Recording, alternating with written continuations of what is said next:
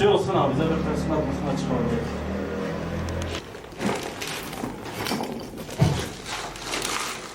Mansur Bin Cevani Adıyaman için çok önemli bir şeydir. Çünkü Adıyaman'ı şehir merkezini değiştirmişti. Daha önce Adıyaman'ın en büyük şehir merkezi Pirin'di. Mansur Bin Emmeviler dönemine geldiği zaman Mansur Bin Cevani bu bölgeye gönderiliyor. Mansur Bin Cevani Kays kabilesine mensuptur. Hatta bu Kabe'nin duvarına asılan İmrul Kays'ın ünlü şair İmrul Kays'ın ailesinden ve hanedandandır. Bunlar Emevilerin destekliyorlar.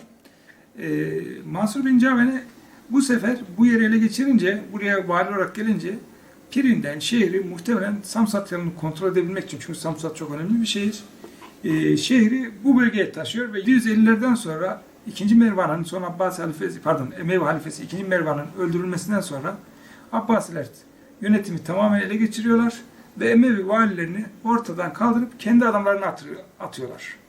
Bu sırada Mansur Bin Cevani Urfa'da validir.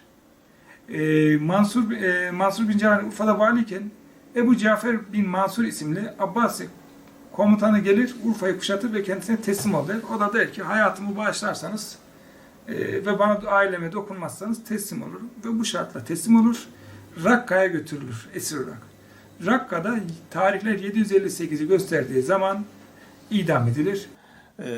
Şu anda bizim Adıyaman bölgemizin gerek tanıtılması, gerekse kültürümüzün, milletimizin bu konuda bilinçlenmesi yönüyle metfun bulunan önemli kahramanlarımız, manevi şahsiyetlerimiz bulunmakta.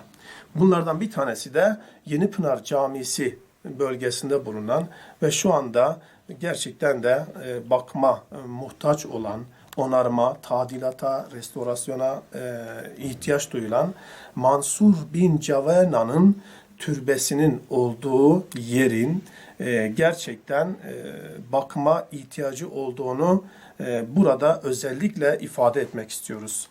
Tabii ki yetkililerimiz bu konuyla ilgili gerekli çalışmaları yapacaklardır.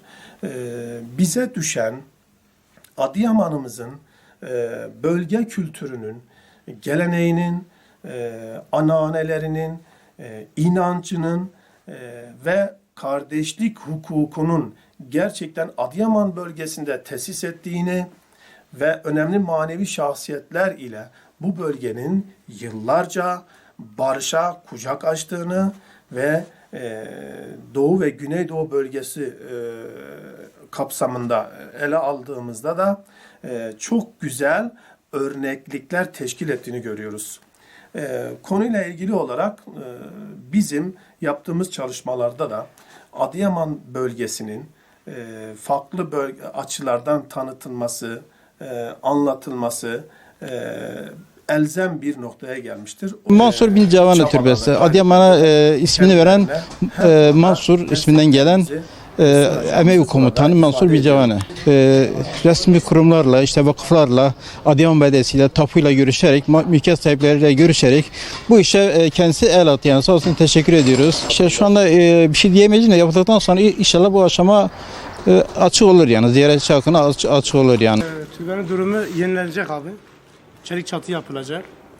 Komple mermer kaplama olacak. Yani güzel bir şekilde çıkartacağız inşallah. Peki sanduka tekrar aynı şekilde mi yeni? Evet tabii. Yani bayramdan önce bitirmeye çalışırız. Yani. Evet.